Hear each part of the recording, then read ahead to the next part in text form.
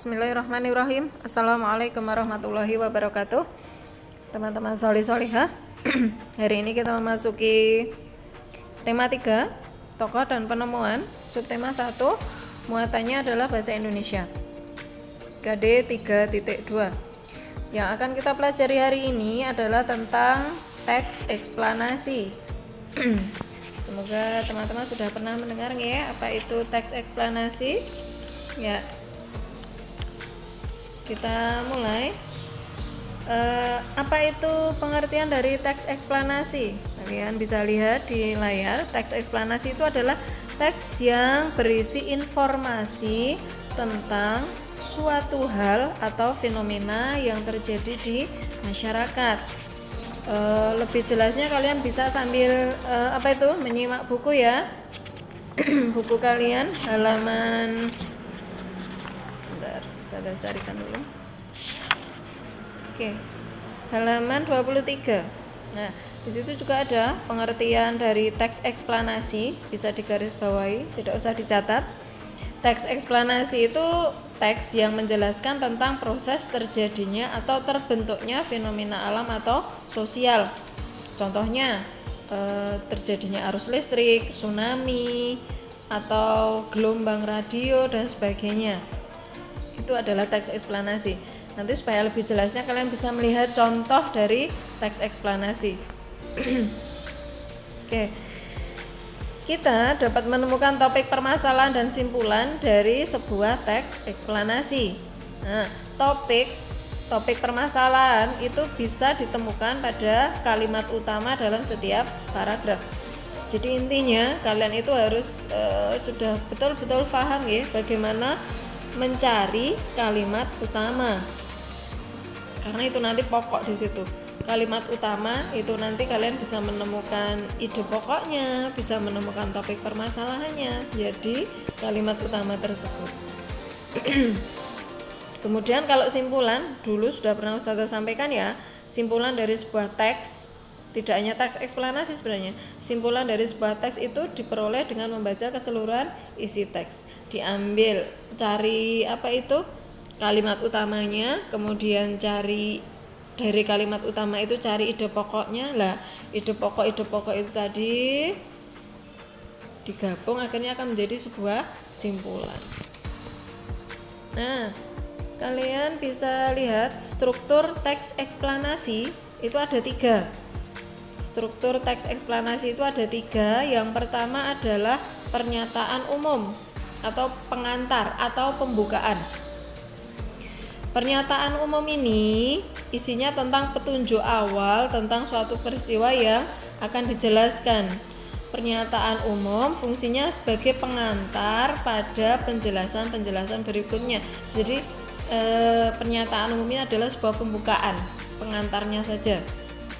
Kemudian yang bagian ketiga nanti ada yang namanya deret penjelas atau isi.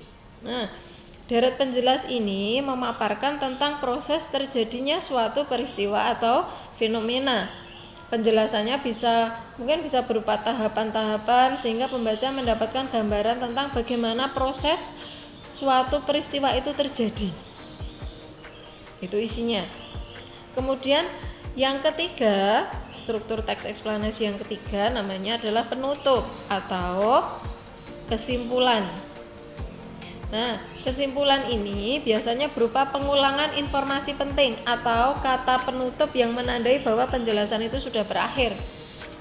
Tapi tidak semua teks eksplanasi akan memuat suatu kesimpulan, tapi rata-rata sebagian besar endingnya akhirnya adalah sebuah penutup atau sebuah kesimpulan.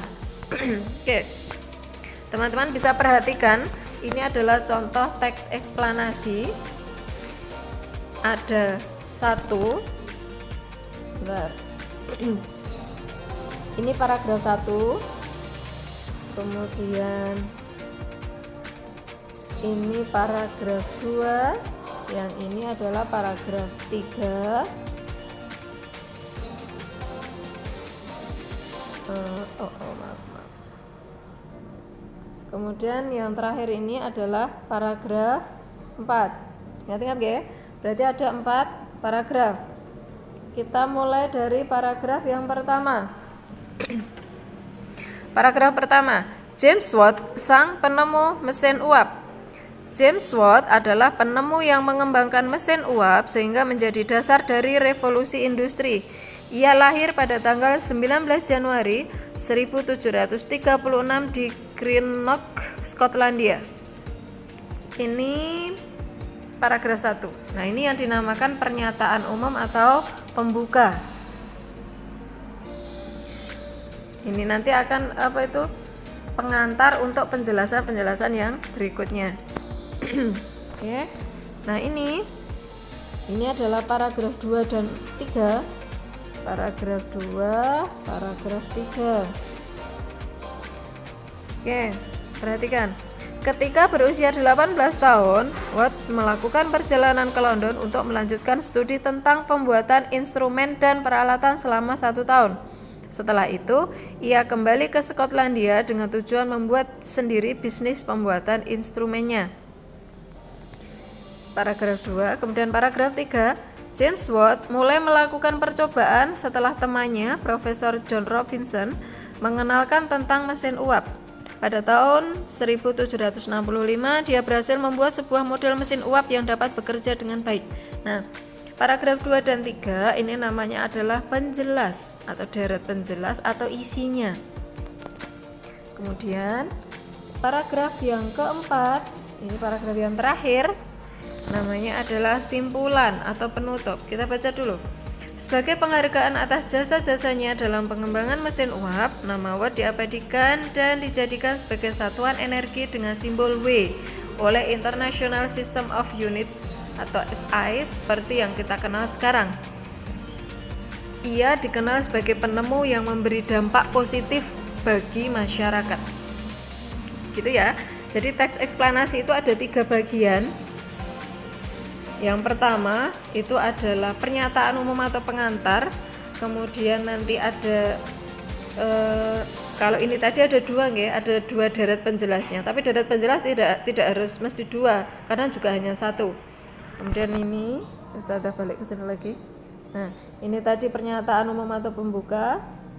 Paragraf 2 dan 3 adalah deret penjelas atau isi. Kemudian yang terakhir namanya simpulan atau penutup. Gitu nggih? Bisa dipahami ya? Itu adalah teks eksplanasi. Teks yang menjelaskan tentang proses terjadinya atau terbentuknya fenomena alam atau sosial. Gitu ya. Oke. Kita lanjutkan. Nah, kita akan mencari informasi penting. Masih sama prosesnya, langkah-langkahnya seperti yang dulu sudah pernah Ustazah sampaikan, bahwa ketika kita akan ketika kita ingin mencari atau menemukan sebuah informasi, maka caranya adalah membaca dengan cermat dan menjawab pertanyaan. Nah, jawaban dari pertanyaan yang kita sampaikan kemarin sudah menggunakan 6 kata tanya ya. Siapa, di mana, kapan, bagaimana, dan seterusnya itu. Nah, jawaban dari itulah yang dinamakan dengan informasi. Oke, kita mulai. Nah, ini contoh diagram pertanyaan untuk mencari informasi penting. Tadi kan ada 4 paragraf ya. Tadi ada 4 paragraf. Nah, kita mulai paragraf pertama dengan menggunakan kata tanya apa? Apa yang dibahas pada teks? Ini apa yang dibahas pada teks? Jawaban dari ini nanti, jawaban dari kata tanya, kalimat tanya apa yang dibahas pada teks, itulah nanti yang disebut dengan informasi. Kita lihat, apa yang dibahas pada teks? Kita lihat ya, paragraf 1 ya. Paragraf 1. Apa yang dibahas pada teks? Kita kembali ke sini. Oke. Paragraf 1. Apa yang dibahas pada teks? Ya, jawabannya adalah yang dibahas pada teks adalah tentang James Watt sebagai penemu yang mengembangkan mesin uap sehingga menjadi dasar dari revolusi industri. Nah, itu yang dibahas.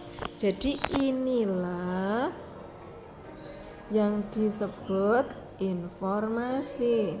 James Watt adalah penemu yang mengembangkan mesin uap sehingga menjadi dasar dari revolusi industri. Ini informasi yang pertama yang kita dapat. Oke. Pertanyaan kedua. Paragraf 2. Ini ya. Paragraf 2. Deret penjelasnya. Paragraf 2 tadi kan disebut deret penjelas. Nah, kita menggunakan kata tanya ini. Mengapa? Mengapa James Watt pergi ke London? Kita lihat ya. Kita balik ke paragraf 2. Mengapa James Watt pergi ke London? Kita lihat paragraf 2 tadi. Ini ya paragraf 2.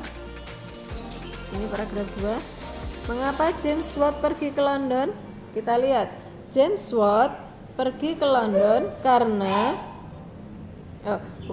untuk James Watt melakukan perjalanan ke London untuk melanjutkan studi tentang pembuatan instrumen dan peralatan selama 1 tahun. Berarti ini adalah informasi kedua yang kita dapatkan. James Watt pergi ke London untuk melanjutkan studi tentang pembuatan instrumen dan peralatan selama 1 tahun. Itu informasi kedua yang kita dapatkan. Oke, paragraf 3. Paragraf 3 yang ini menggunakan kata tanya bagaimana. Bagaimana itu berarti nanti prosesnya. Bagaimana mesin uap ditemukan? Kita lihat ke paragraf 3. Balik lagi ke sini. Oke. Bagaimana mesin uap ditemukan? Berarti jawabnya adalah tentang prosesnya. Nah, mesin uap ditemukan dengan cara ini. Ya kan? James Watt melakukan percobaan. Caranya bagaimana? Oh, James Watt melakukan percobaan setelah temannya Profesor John Robinson mengenalkan tentang mesin uap. Sampai di sini. Atau kamu lanjutkan sampai banyak juga boleh. Kemudian pada tahun 1765, James Watt berhasil membuat sebuah model mesin uap yang dapat bekerja dengan baik. Nah, itu adalah informasi ketiga yang kita dapatkan. Kemudian informasi yang keempat, kita mencarinya dengan menggunakan kata tanya apa.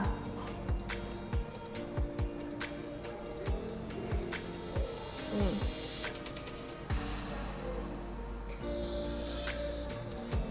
Apa yang dapat disimpulkan dari teks? Nah, kesimpulannya apa? Ini dia. Kesimpulannya ini ya. Yang dapat kita simpulkan dari teks adalah nih. Sebagai penghargaan atas jasa-jasanya James Watt dalam mengembangkan mesin uap, maka nama Watt diabadikan dan dijadikan sebagai satuan energi dengan simbol W oleh International System of Units atau SI seperti yang kita kenal sekarang. Itu informasi yang keempat. Gampang ya? Jadi mencari informasi itu adalah jawaban dari pertanyaan yang kita sampaikan. Oke, sampai di sini bisa dipahami ya? Oke, nanti teman-teman bisa mengulang-ulang lagi penjelasan dari Ustazah, dan juga supaya lebih jelas nanti teman-teman bisa membaca sesuai yang Ustazah sampaikan tadi. Baca halaman 23, di situ ada pengertian teks eksplanasi, kemudian ada struktur teks eksplanasi. Nah, sampai halaman 24.